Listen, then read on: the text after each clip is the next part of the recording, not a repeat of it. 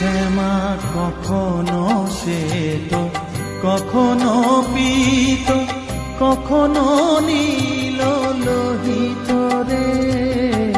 কখনো শ্বেত, কখনো পীত, কখনো নীল লোহিত রে।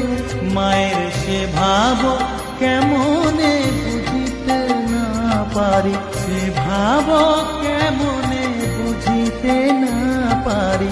ভাবিতে জন্ম গেল রে শ্যামা, মা কি আমার কালো।